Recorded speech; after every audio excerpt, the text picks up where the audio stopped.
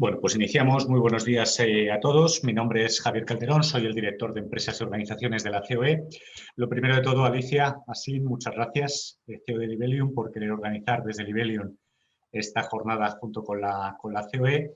Jornada, además, hombre, pues súper en boga, ¿no? Ya tenemos la primera liberación de los 9.000 millones de euros, ¿no?, que el Ecofin liberó y que vamos a empezar a recibir en España en los próximos meses, que sumado a los 10.000 millones de euros que están previstos para este año van a sumar 19.000 millones de euros del Fondo Europeo de Recuperación, ¿no?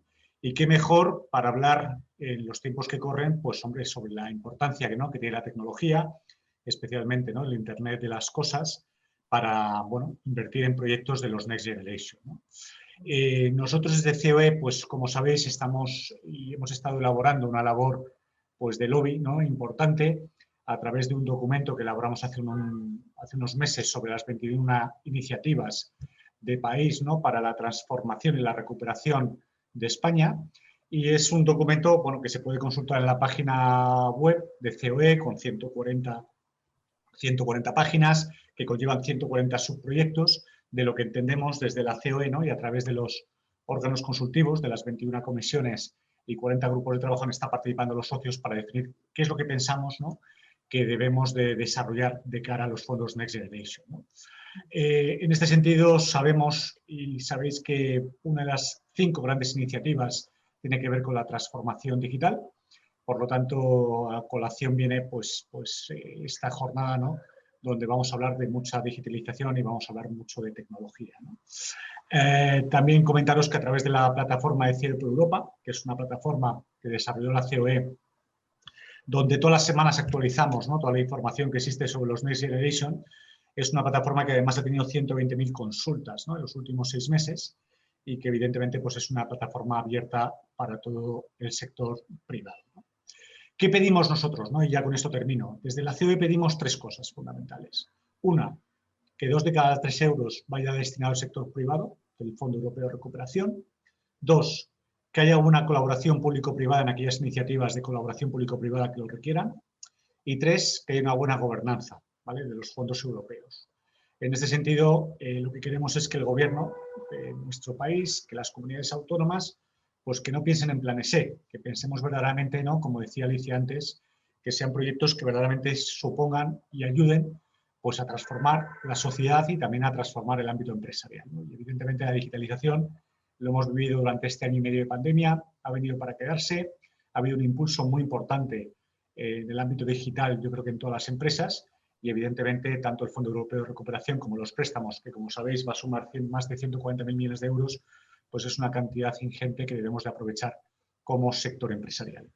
Quería también agradecer al representante de Prosegur, a la representante de Deloitte y al representante de Ametic, que también van a participar en la mesa redonda, y evidentemente pues también agradecer a todos los asistentes, ¿no?, vuestra asistencia a la jornada de hoy. Alicia, te doy el turno de palabra. Muchas gracias de nuevo y espero que la jornada resulte de mucho interés, seguro que sí. Muchísimas gracias, Javier, por darnos la oportunidad de organizar este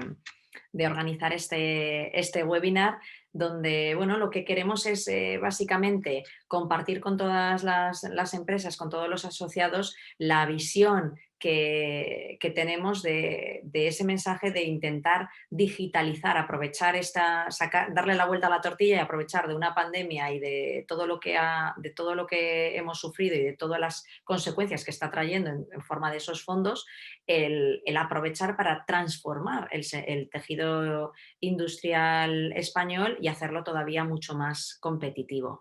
Yo voy a hablar 15 minutos o menos, si puedo compactarlo, para luego dar paso a la mesa de debate donde nuestros ponentes pues, vamos a poder tener un diálogo mucho más rico y donde vamos a poder incluso enriquecer este punto de vista que nosotros damos, ¿no? Si alguien ha visto alguna vez alguna presentación de Libelium, es mítica que comencemos con esta transparencia de un mundo totalmente conectado y totalmente inteligente, ¿no? Y esto es un poco el escenario donde solamente el límite está en nuestra imaginación, el escenario que podemos ver en nuestras empresas de aquí a unos años, ¿no? Donde la tecnología monitorizar, digitalizar cualquier proceso y analizarlo además.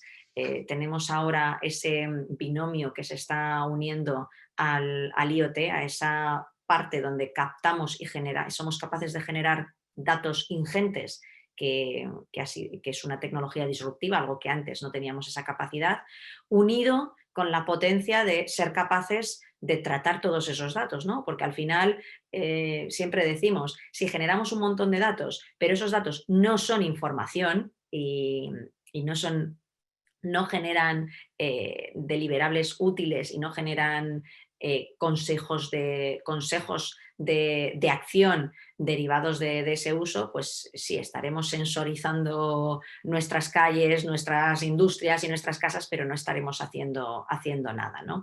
¿Y dónde se está produciendo ese análisis de datos? Pues hace unos años diríamos que esos algoritmos de inteligencia artificial corren únicamente en la nube, ¿no? En el cloud.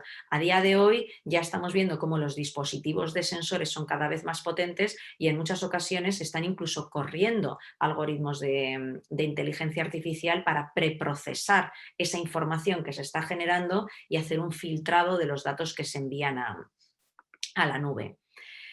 Siempre que hablamos de IoT, hablamos de por qué tenemos todos esta percepción, bueno, que no es una percepción, que es una realidad de tecnología que no termina de explotar, que no termina de escalar, ¿no?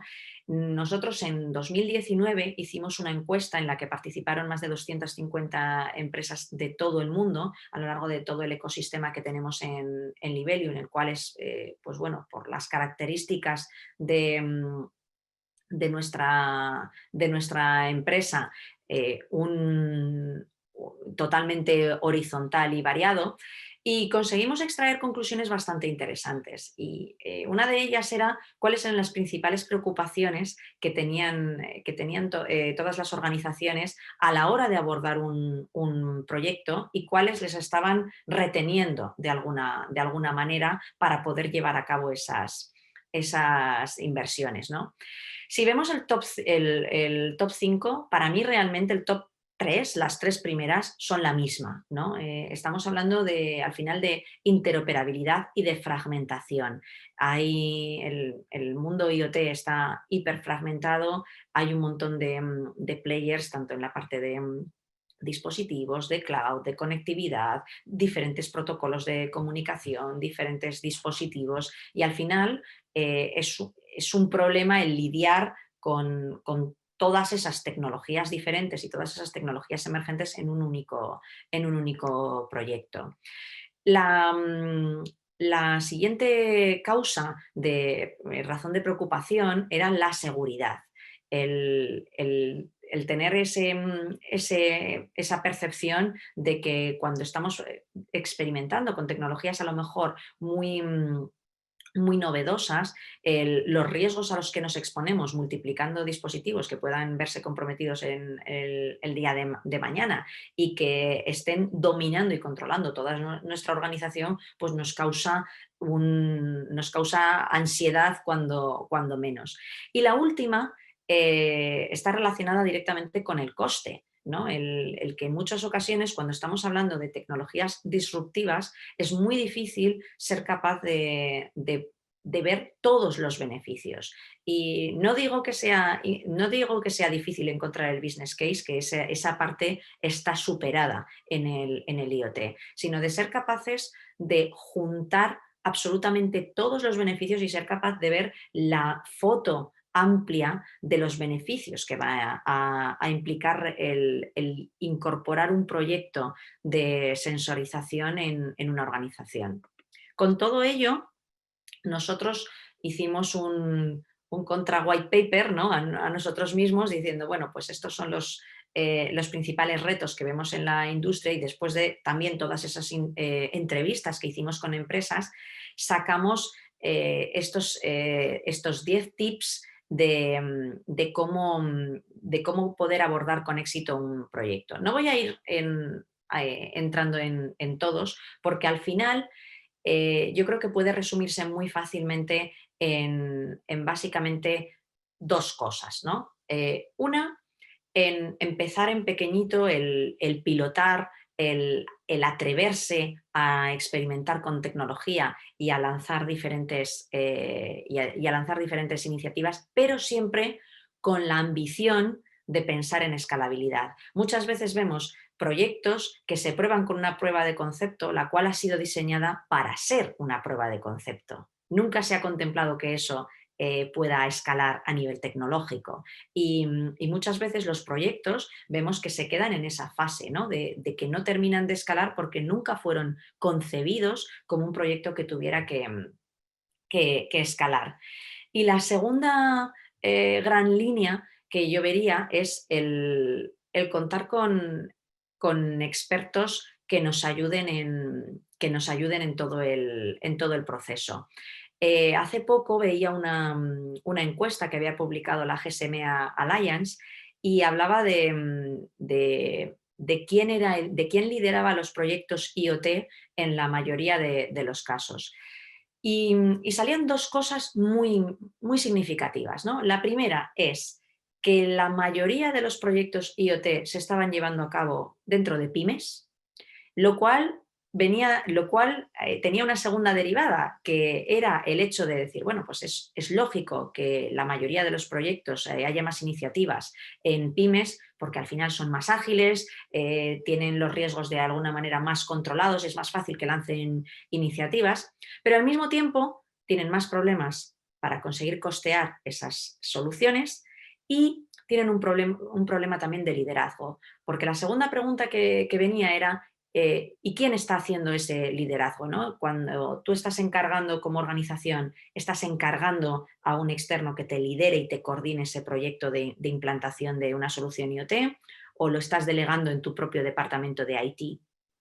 Y en muchos casos, en un gran porcentaje de los casos, el liderazgo se estaba haciendo interno, ¿no? Lo cual es probadamente un error, porque si volvemos a la transparencia de antes, en la que estamos teniendo en cuenta, vemos la cantidad de factores que entran en juego en un proyecto y además tenemos en cuenta la cantidad de tecnologías, de tecnologías que entran en juego, desde la nube, la parte hardware de sensorización, inteligencia artificial, blockchain, etcétera, etcétera, es muy difícil que una empresa tenga todos los conocimientos necesarios para poder liderar ese proyecto, lo cual va en detrimento del éxito de ese proyecto y lo cual va también en detrimento de la escalabilidad futura de ese proyecto, ¿no?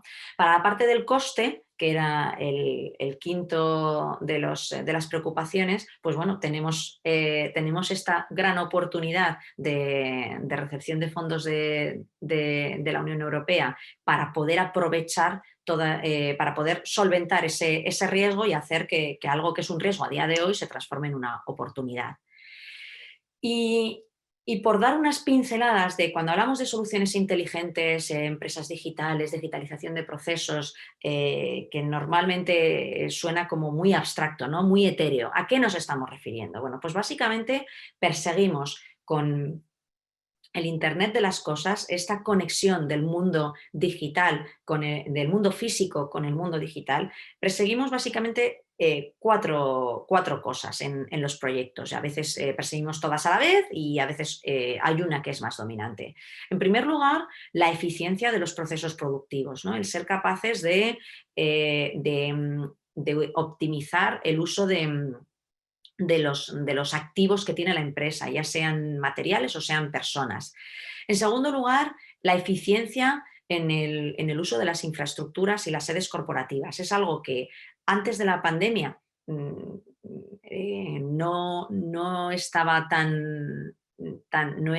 no tenía tanto interés, como no tenía tanta importancia en las razones para implementar un proyecto IoT. Sin embargo, derivado de las tendencias de teletrabajo dentro de las empresas, hemos visto como cada vez hay más interés aquí. Y las dos últimas están más orientadas al cumplimiento de normativa, tanto de normativa medioambiental, que ya venía siendo una tendencia importante antes de la pandemia, como el cumplimiento de normativa de prevención de riesgos laborales, ¿no? Hay bastantes proyectos que van enfocados a monitorizar las condiciones del entorno de trabajo. Ya se hacían antes de la pandemia, pues de cara a monitorizar y tener pruebas por parte de la empresa a la hora de hablar con sindicatos y trabajadores, pues de condiciones de humedad, de temperatura, de ruidos también, pero ahora hemos visto una nueva vía en la que, bueno, la salud ha cobrado más importancia que nunca, y ya no solamente nos interesan las condiciones, sino también, por ejemplo, otros aspectos como el aforo, la utilización de los vestuarios o las instalaciones comunes de una empresa, como pueden ser vestuarios, baños, comedores, por ejemplo, ¿no?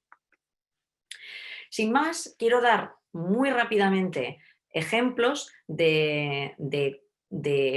concretos de cada uno de estas persecuciones, ¿no? Por ejemplo, en viñedos estamos viendo cómo la agricultura es uno de los sectores que más pueden avanzar y que más potencial de tecnificación tiene. ¿Qué podemos hacer con la monitorización, con el Internet de las cosas aplicado en la agricultura? Bueno, podemos desde reducir entre un 20 y un 30% las necesidades hídricas y el consumo de agua que se destina para el regadío, reducir los fertilizantes que se están empleando para luchar contra las diferentes plagas que pueden azotar al cultivo, e incluso podemos determinar e identificar los aspectos ambientales más favorables para el incremento de la productividad. Incluso los puntos, hemos visto proyectos, sobre todo en el norte de Italia, donde se han utilizado la medición de parámetros ambientales para optimizar el momento de cosecha y reducir al máximo las mermas de los productos que se producen. En industria, por supuesto, probablemente nos vamos de un extremo a otro, a un sector que está totalmente, que está muy, muy tecnificado, pero en el que en muchas ocasiones hay un gap entre la tecnificación que tienen las máquinas de los procesos productivos, que están muy, muy sensorizadas, y luego lo que sería el resto de las plantas productivas, ¿no? Y aquí, pues, hemos visto proyectos donde se han integrado nuevos sensores en las máquinas que ya existían o incluso en las instalaciones para poder asegurar las condiciones de almacenaje de las mercancías e incluso las condiciones de producción, y de esta manera conseguir generar alertas en el proceso productivo mucho antes. También incluso a veces orientadas ya no solo a los materiales que se están produciendo, sino a las máquinas que están haciendo esa fabricación de cara a poder hacer un mantenimiento predictivo. En la parte de logística, creo que es probablemente uno de los ejemplos que más tendremos todos en la cabeza, y probablemente todos nos vendrá a la cabeza el pensar en el tracking de activos, en el seguimiento de activos importantes, que es un buen ejemplo, ¿no? Pero, sin embargo, estamos viendo nuevos usos de la tecnología de tracking, de la importancia de saber no solamente dónde están nuestros activos, sino, en este caso, por ejemplo, es una empresa de Zaragoza que se dedica a ofrecer palés como en modo de servicio. Sus clientes los utilizan y luego ellos tienen un servicio de camiones que recoge en todos los clientes, recoge esos palés y los vuelve a recuperar, ¿no? Ellos tienen muy estudiado que solamente si sus conductores esperan media hora o menos, ese cliente les está siendo rentable, ¿no? Pero en muchos casos es muy difícil optimizar y cruzar las rutas de los conductores con con los procesos, la rapidez de los procesos de sus clientes. Lo que están haciendo en estos momentos es un proyecto en 2 fases. Primero, están midiendo para identificar quiénes son los clientes más rentables y cuáles son los menos rentables, pero se están planteando incluso nuevas formas de modelo de negocio, ¿no? Es decir, bueno, pues si yo identifico que hay clientes que hacen los deberes bien y que hacen una descarga mucho más rápida y me son más rentables, ¿por qué no les vamos a dar un beneficio? ¿No? ¿Por qué no vamos a hacer una tarifa de precios dinámica en función del tiempo que tengan en espera a nuestros camiones, ¿no? Y me parece que es un ejemplo muy potente porque en los anteriores estábamos hablando de monitorizar los procesos para optimizarlos, pero estamos viendo cómo a veces esa monitorización deriva en un cambio del modelo de negocio, ¿no?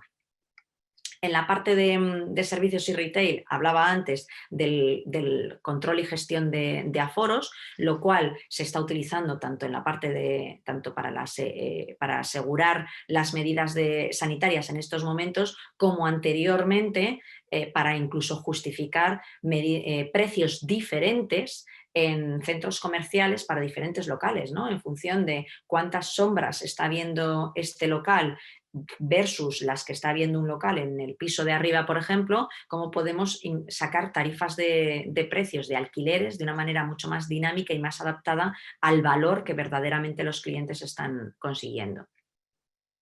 En el uso de infraestructuras y sedes corporativas tenemos el ejemplo de Smart Parking.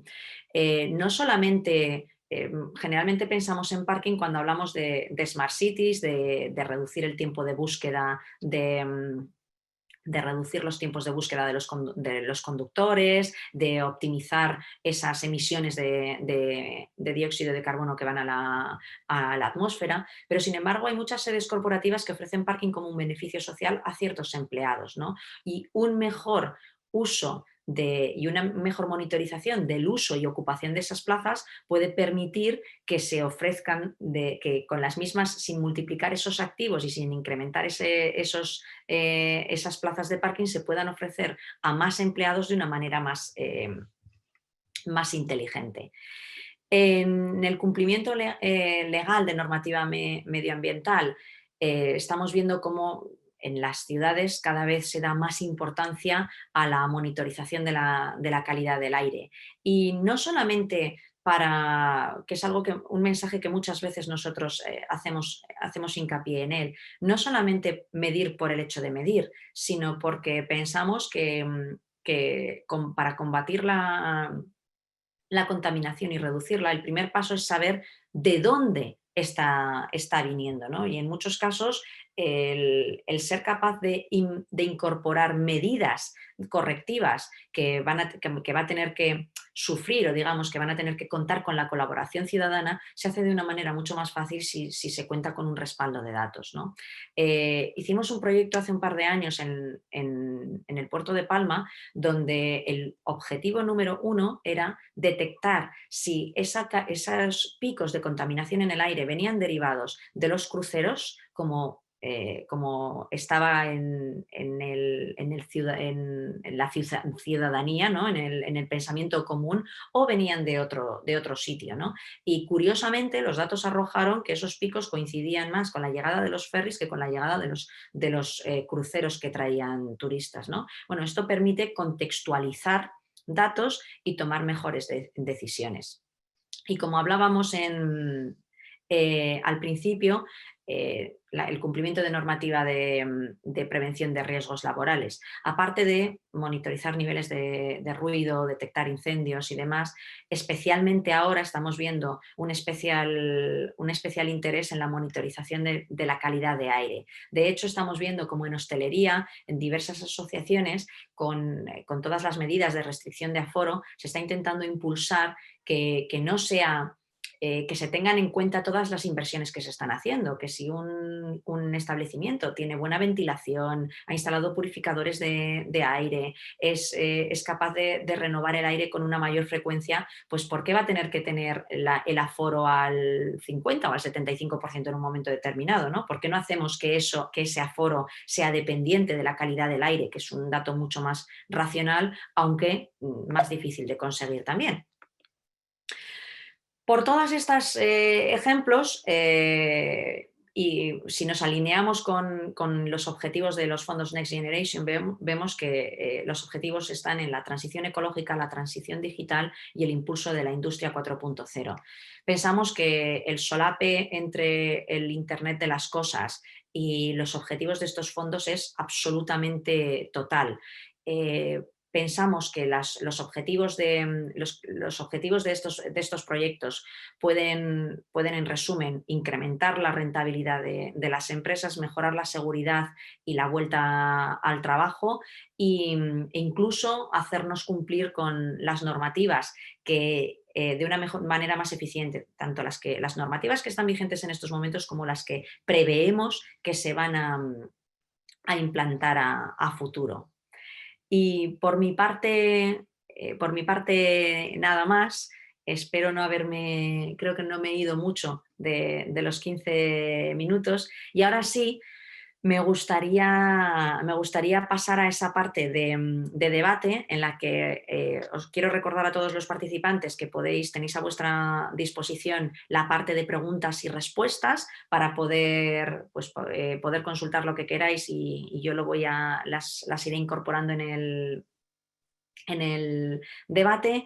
Quiero dar la bienvenida y las gracias a todos ellos por participar. En primer lugar, a Adolfo Borrero, que es el presidente de la Comisión de Smart Cities de Ametic, a Laura Delgado, que es la directora de Global Investment and Innovation Incentives de Deloitte, y también a José Daniel García Espinel, que es el director de innovación de Prosegur. ¿Qué tal? Buenos días a todos. Muy buenos días, Alicia, y a todos. Buenos días, Alicia, y a todos los presentes. Bueno, pues sin más empezamos el debate. Adolfo, voy a empezar contigo por la parte de Ametic. La verdad es que con la pandemia vemos que muchos de estos procesos y muchos de estos proyectos que yo contaba en la presentación se han acelerado, ¿no? Pero en muchos casos se ha caído en esa crítica de decir, es que digitalizarse es mucho más que hacer webinars, ¿no? Y que poder hacer teletrabajo. Desde el punto de vista de Ametic, ¿cómo de digitalizados estamos en España, tanto en el sector público como en el privado? ¿Y cuál debería de ser la transformación a la que debemos aspirar con esta llegada de fondos? Bueno, pues repetir el saludo a todos y agradecer evidentemente a COE y a Livelium la invitación que nos han hecho a participar en el debate. Pues la verdad que sí, la pandemia ha revolucionado, digamos, lo que es el puesto de trabajo, básicamente, ¿no? El teletrabajo, evidentemente, se ha desarrollado de una manera brutal, pero también hay otras cuestiones que se han desarrollado, sobre todo lo que es la presencia en Internet de las empresas e incluso de las propias administraciones de una manera notable. Se habla y bueno, siempre se está diciendo, ¿no?, que si hemos adelantado 5 años en los procesos de digitalización, tanto en lo público como en lo privado. Pero todo esto, como siempre, va por barrios. Entonces, analizando el sector público, pues mientras la administración central y las administraciones de las autonomías pues están en un grado de avance, digamos, medio alto, en algunos casos, en el caso, por ejemplo, de la Agencia Tributaria Española, pues el avance es tremendo, ¿no? Y es un ejemplo internacional realmente en sus procesos de digitalización. Hay otras áreas, como pueden ser las de justicia o la de salud, que no están tan así, con 17, digamos, formas de entender pues lo que es un expediente judicial o lo que es un Electronic Health Record, ¿no? Un registro de salud, que muchas veces no son interoperables, ¿no? Y volvemos a otra de las palabras clave, ¿no?, en todo este tipo de cuestiones, ¿no?, la interoperabilidad entre los sistemas. Ahí hay, desde luego, y ya en la pregunta, pues mucho camino que recorrer, ¿no? A ver si estos fondos pues también nos ayudan a ello. En cuanto a las administraciones locales, volvemos a lo mismo. Mientras que diputaciones y los grandes ayuntamientos pues se han desarrollado bastante con diferentes tipos de programas que se han enfocado mucho en este tipo de grandes organizaciones públicas, pues nos encontramos una brecha importante con los ayuntamientos medianos y sobre todo con los ayuntamientos pequeños, que evidentemente pues, han quedado muy rezagados. De nuevo, aquí hay, en el concepto de Smart City, lo vemos evidente, ¿no? Y vemos que incluso con la incapacidad de la ejecución de los fondos a partir del menor tamaño que tiene cada ayuntamiento, ¿no? Esto se evidencia.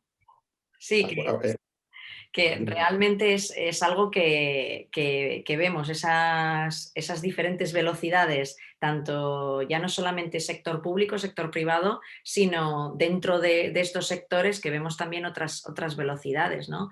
Y en esa línea yo quería preguntarle a Laura, ¿no? ¿Cómo de preparadas están a día de hoy las empresas y las administraciones públicas? ¿Saben cómo preparar esos proyectos de inversión? ¿Saben por dónde empezar? ¿Cuál es un poco el trabajo que estáis haciendo para poder contribuir en esa línea?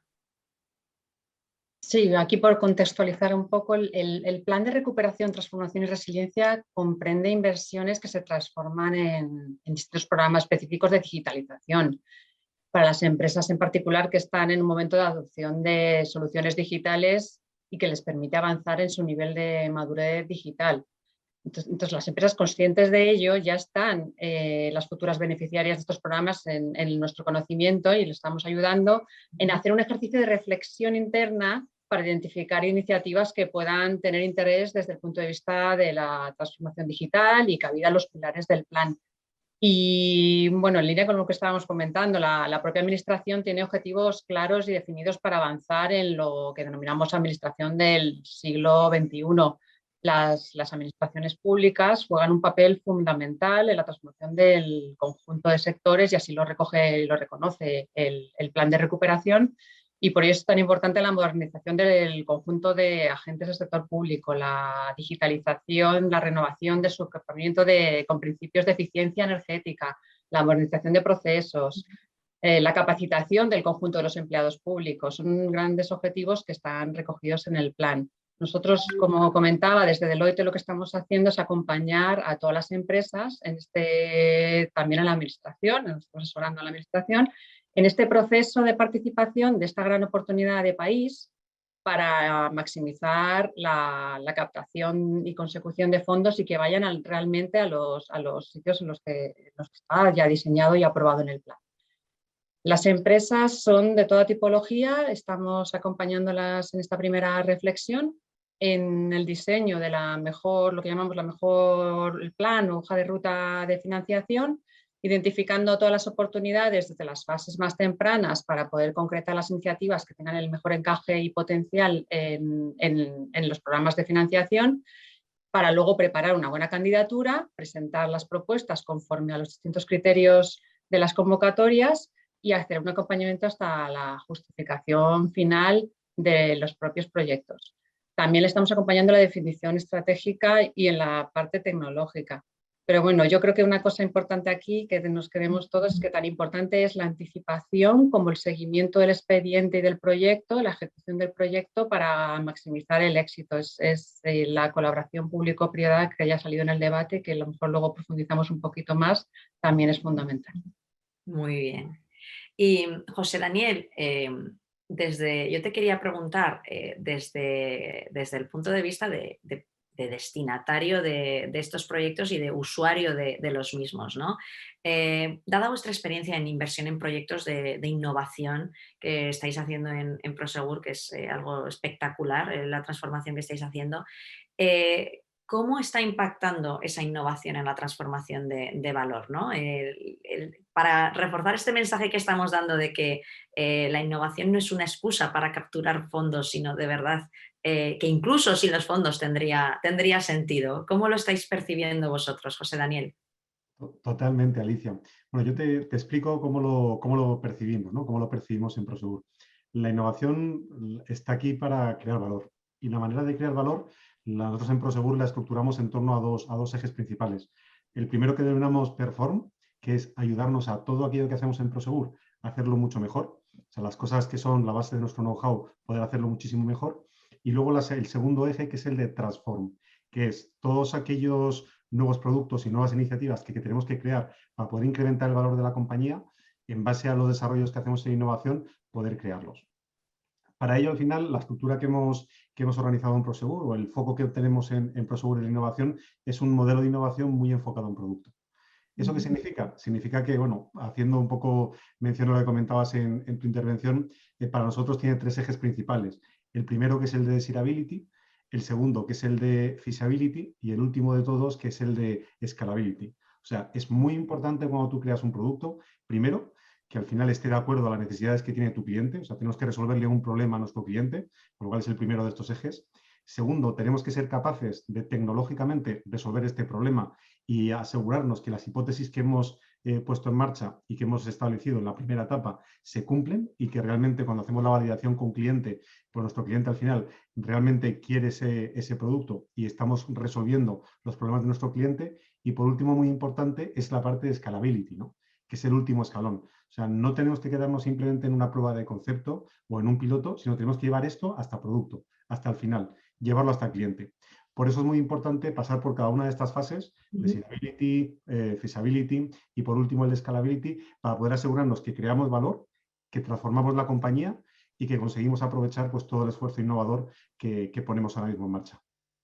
¿Y tenéis algún ejemplo? ¿Nos puedes contar algún ejemplo, o bien sea en el eje de perform o de transformación, de algo que hayáis puesto en marcha y esos resultados que hayáis visto? Sí, bueno, pues la verdad que, bueno, tenemos un ejemplo bastante reciente, ¿no? O sea, bastante reciente porque, bueno, estamos muy contentos porque hemos desarrollado, o sea, nosotros en Prosegur, la tecnología de Internet of Things la tenemos en el ADN.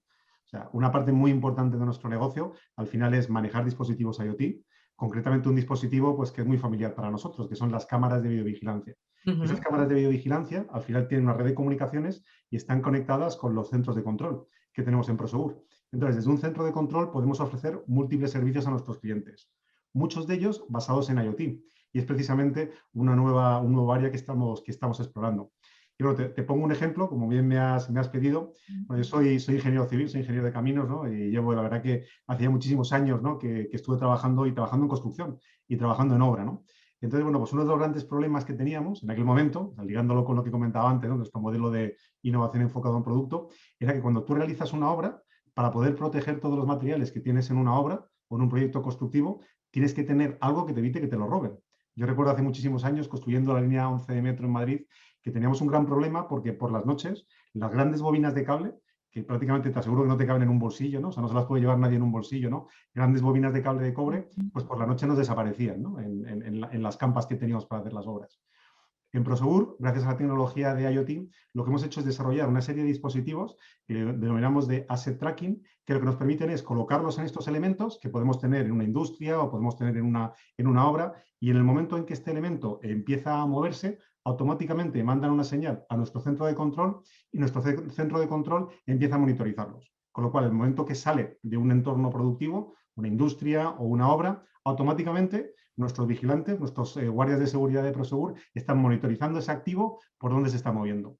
Y de esa manera podemos ofrecer este tipo de servicios para asegurar y darle tranquilidad y confianza pues, a nuestros clientes. Yo creo que eso es un ejemplo muy claro, ¿no? De cómo el Internet of Things nos puede ayudar a nosotros y puede ayudar también a nuestros clientes.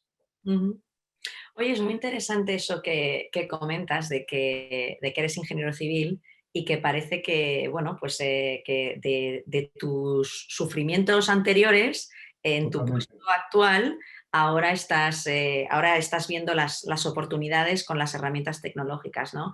Y a mí me gustaría un poco lanzaros una pregunta abierta a los tres sobre que muchas veces se pone en debate el decir, aquí están las empresas tecnológicas, aquí están los problemas reales, y parece que entre mis dedos, ¿no? hay un gap en el que no terminamos de casar los problemas con la tecnología, ¿no? ¿Cuál es vuestra opinión, Adolfo, Laura, José Daniel? ¿Pensáis que esto es así desde vuestra percepción, vuestros roles? No sé, si te parece empiezo. A mí hay una serie de problemas concretos. voy a apuntarte uno que es muy sencillo, que es un problema puramente de legalidad. O sea, la tecnología ya sabemos que ha estado disponible desde hace bastante tiempo, por lo cual ese lado de la mano pues lo tenemos cubierto. Sabemos que existen una serie de problemas que no están resueltos y bueno, ¿qué pasa? ¿Por qué no va esto hacia adelante? Y en muchos casos incluso habiendo financiación, como estamos viendo en algunos proyectos. ¿Cómo esto no se pone en marcha? ¿O cómo no se ha puesto esto antes? Claro. Por ejemplo, en el sector energético, por decirte un caso, sabiendo que efectivamente hay tanto fondos públicos como fondos privados para hacer eficiencia energética y sabiendo que esto te está costando un dinero a cualquier empresa en su cuenta de resultados, desde un hotel hasta un centro comercial, ¿cómo no se pone esto en marcha? ¿Cuál es el problema que hay ahí? Si tienes tecnología, tienes los fondos para hacerlo, ponerlo en marcha. Pues hay una serie de cuestiones en lo público que son muchas veces las legales y otras veces también hay razones culturales en el entorno. Eso es muy importante, esa parte de razones culturales. Uno de los últimos informes que leí yo de barreras de adopción destacaba como algo muy revelador que se había aupado la resistencia al cambio interno en la cultura de las organizaciones, se había aupado al top 3 de razones por las que las empresas les daba miedo meterse en este tipo de proyectos, ¿no? O sea que es un apunte muy, muy importante. Laura, no sé si quieres dar tu respuesta. Sí, bueno, en línea con lo que nos avanzaba Adolfo, la parte regulatoria yo creo que tiene mucho que ver y aquí los sandboxes, que además es un concepto que el plan yo creo que empieza a introducir y ya se escuchaba en la sociedad y distintos actores lo han incorporado en otros Estados miembros u otros países de la OCDE, es bastante más común, quizás juega un papel para salvar ese escollo que es la parte regulatoria que no siempre o casi nunca va al mismo ritmo que la tecnología. Muy bien. A mí, Alicia, me gustaría añadir una cosa, pero porque yo creo que es fundamental, ¿no? O sea, yo creo que cualquier iniciativa que pongamos en marcha tiene que partir siempre de escuchar a nuestros clientes. O sea, siempre tenemos que cubrir una necesidad del cliente, ¿no? Y bueno, yo creo que lo apuntabas muy bien antes, ¿no? Al final, cuando estamos hablando de ayudas, y en este caso ayudas públicas, ¿no? Como la de los NextGen, al final la ayuda tiene que convertirse en un medio, no en un fin, ¿no? Entonces, lo que nos tiene que permitir es precisamente eso, ¿no? Eliminar las barreras, poder ayudarnos a escuchar a nuestros clientes y crear los nuevos productos o servicios que al final creen pues, el país de los próximos años, ¿no? Entonces, yo creo que ahí es donde tiene que incidir precisamente estas ayudas. Totalmente. Y hemos hablado, bueno, ha salido el sector construcción, hemos hablado de agricultura, Adolfo, apuntabas el sector energético.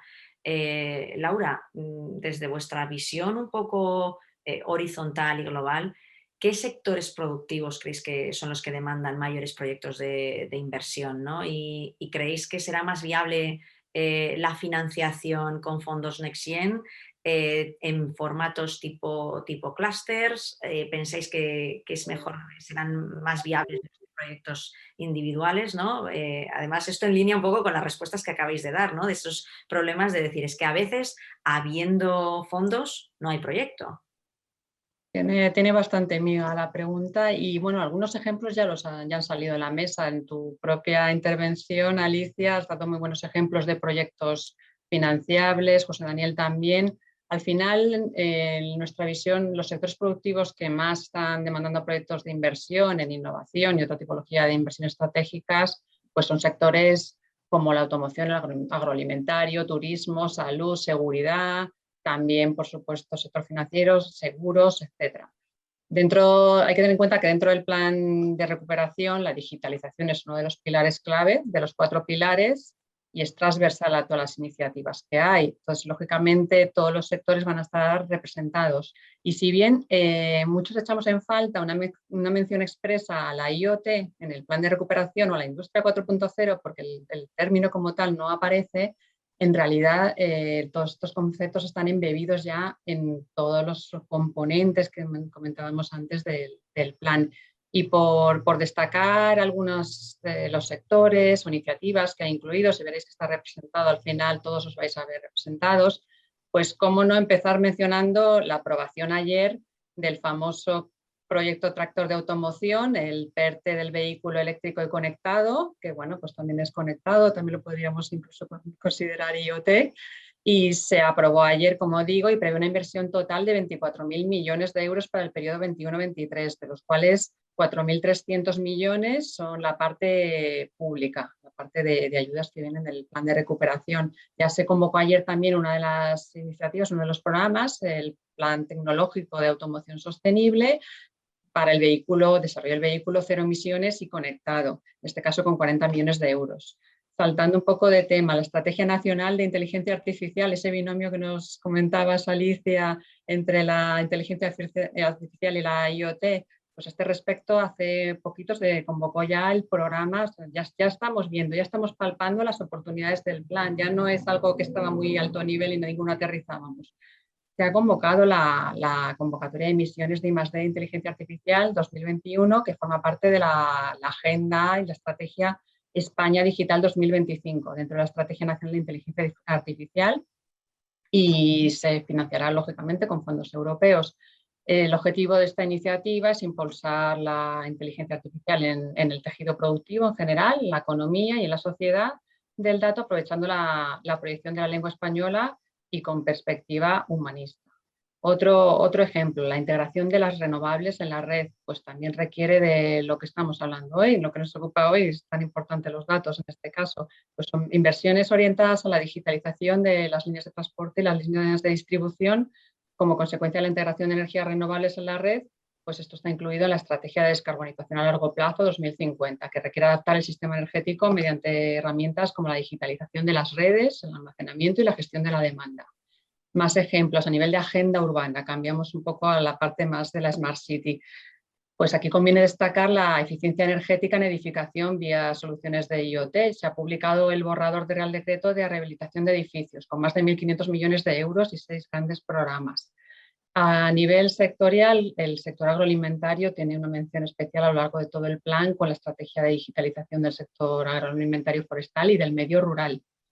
Otro de los programas, el de datos sectorizados, son grandes proyectos, son proyectos no grandes o de todo tipo, tractores de digitalización de los sectores productivos estratégicos, con la puesta en marcha de grandes espacios de datos comunes, industriales y seguros que ayudará al impulso de la innovación empresarial en los principales sectores productivos, entre ellos el agroalimentario que lo he citado, movilidad sostenible que también, salud, comercial, entre otros.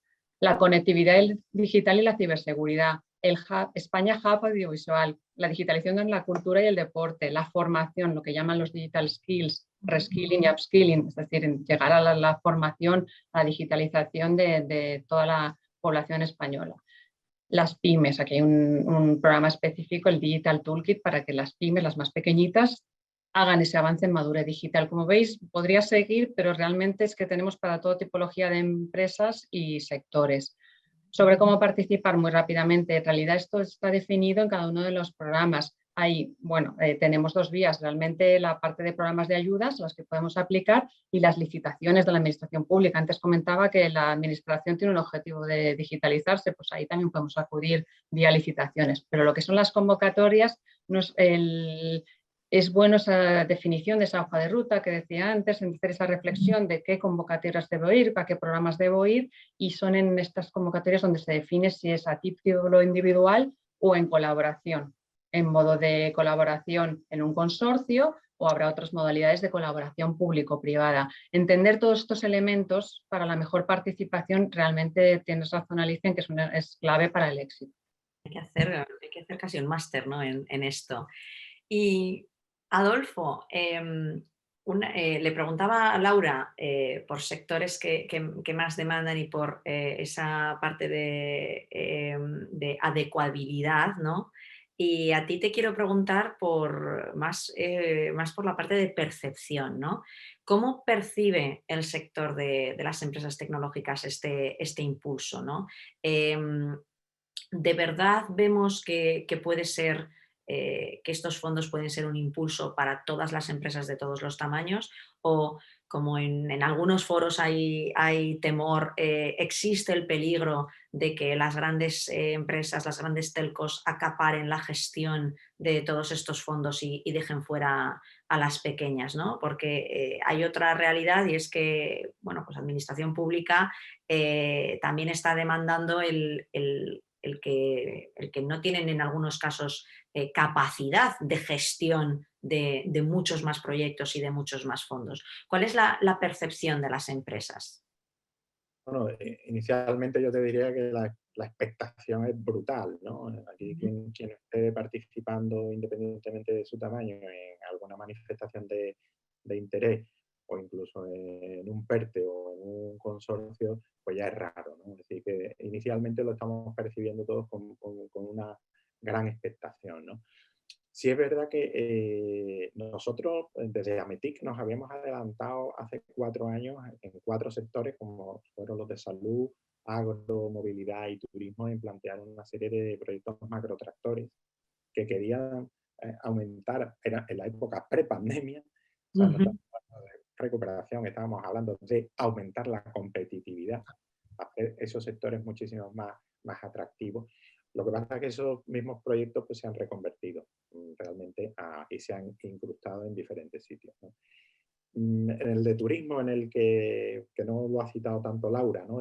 Por incidir en un área, claro, aquí el PERTE ya está hecho, como sabéis, porque realmente el Ministerio lo que ha decidido es que los 3.400 millones vayan directamente a los destinos turísticos, de manera que ya tiene, digamos, hecho su PERTE, que no es un PERTE de colaboración público-privada en este sentido, sino que irán luego licitaciones derivadas de esto, como es el plan de sostenibilidad turística, que es una parte relevante de 1.900 millones. La pregunta es, ¿y quién luego va a acudir a llevarse este tipo de cuestiones? Pues ya estamos viendo que muchos de estos PERTES y consorcios pues, están liderados por grandes empresas, ¿no? Grandes empresas del sector tecnológico, pues las empresas de telecomunicaciones o grandes empresas constructoras. O sea, va a permear estos fondos hacia la empresa tecnológica pequeña o mediana. Nosotros desde Ametic hemos estado haciendo un esfuerzo importante para concienciar en que se subdivida al máximo a la hora de licitar este tipo de cuestiones, de manera que los expertos en un área determinado, oye, pues si tú eres experto en inteligencia artificial sobre IoT y en el sector exactamente pues, de movilidad, oye, pues divide. ¿Por qué? Porque lo que ha ocurrido, y lo hemos visto en la Estrategia de Desarrollo Sostenible Integrado, la famosa EDUSI, que están siendo, porque todavía no ha sido ejecutada. Recordemos este fondo y recordemos también la lentitud en el proceso, lo cual a nosotros nos causa bastante pánico a la hora de decir, ahora que vienen muchísimos más fondos, ¿cómo van a ser capaces de ejecutarlos si tenemos ejemplos muy recientes de la falta de dinámica a la hora de ejecutarlo? Y luego, a la hora de licitarlo, oye, pues que no los hagan sobre proyectos grandes que al final pues te acuda una empresa de volumen que sea la que vaya a la Junta. Esto en sí mismo es una contradicción, lo que estoy diciendo, porque si tienes que ejecutar muchísimos fondos, la idea que probablemente va a dominar es que se liciten en grandes unidades, con lo cual de nuevo vamos a tener una gran limitación a que la pequeña y mediana empresa tecnológica pueda ir a ello.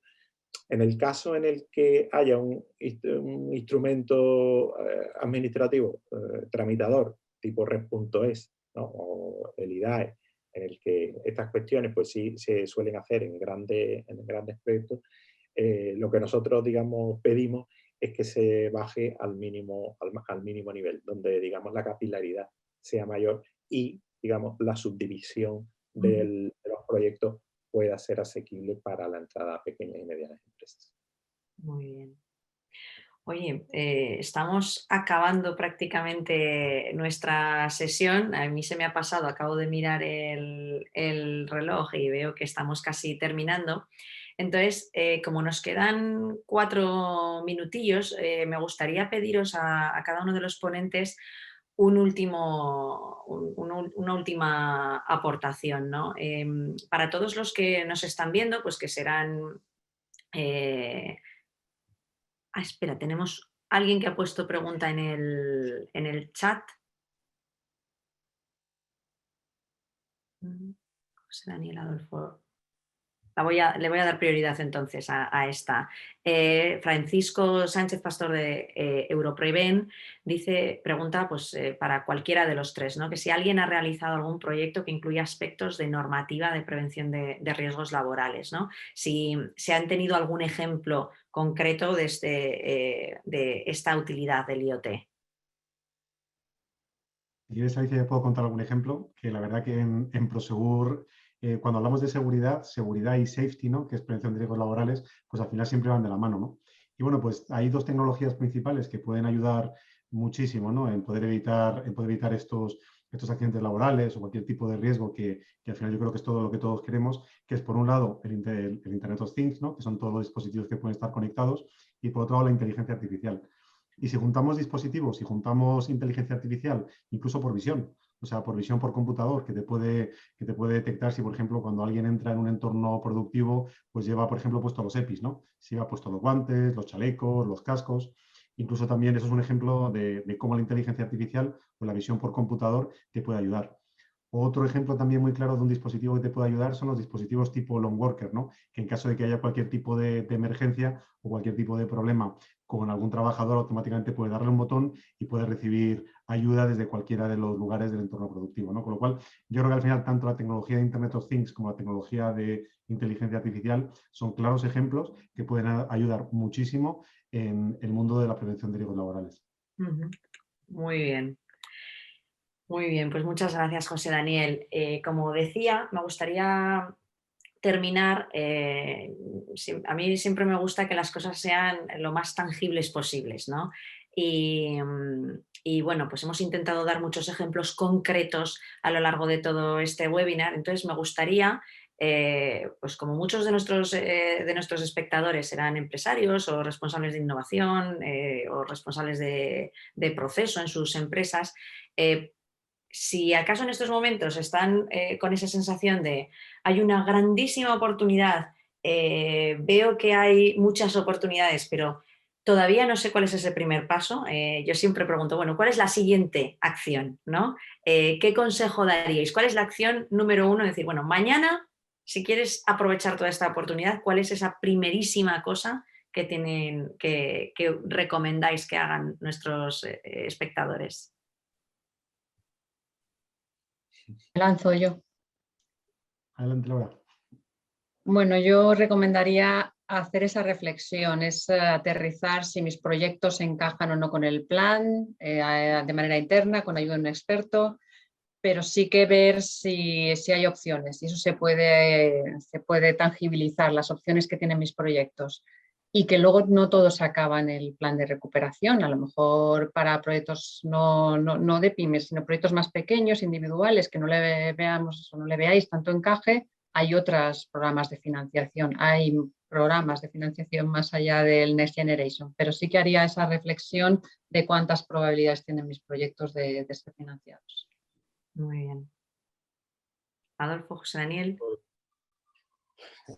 La pregunta es compleja, ¿no? Pero bueno, por decirte alguna cosa, yo como siempre he visto todos los fondos, ¿no? que han habido, ¿no? Quizás esta es una oportunidad especialmente grande y estemos un poco deslumbrados todos, ¿no? Con la magnitud que tiene la oportunidad. Pero yo creo que las empresas tienen que mantenerse sobre su estrategia, es decir, y la administración igual. Tú tenías una serie de estrategias antes de la pandemia en la que estabas apuntando a una serie de proyectos. Yo creo que lo que tienes que hacer es mirar estos nuevos fondos como cualquier otro fondo que haya europeo, porque muchas veces parece que nos olvidamos de los ordinarios, pero hay fondos europeos ordinarios ahora mismo en marcha. Estos son los extraordinarios, ¿no? ¿Cómo cuadra eso con mi estrategia? ¿Y cómo puedo potenciar esa estrategia que yo ya tenía en esas líneas de I+D, de innovación, de proyectos que yo estaba implementando? Bien. Sí, yo la verdad que coincido al 100% con Adolfo. O sea, yo creo que es muy importante, lo he mencionado antes, ¿no? Para mí las ayudas al final son siempre un medio, no son un fin. Entonces, lo que es importante es que todos aquellos proyectos que tú realmente quieres hacer y una ayuda te puede ayudar precisamente a poder llevarlos a buen puerto, es precisamente eso, ¿no? Es poder seguir apostando por tu estrategia de innovación y utilizar estas ayudas precisamente para que te puedan permitir el poder llegar a ese fin, ¿no? A ese objetivo final. Yo creo que eso es fundamental, no hay que volverse locos. Hay que tener los pies en el suelo y bueno, nosotros al final, como empresa que somos, al final lo tenemos muy claro, ¿no? Todo aquello por lo que estamos trabajando, vamos a apostar por ello. Muy bien.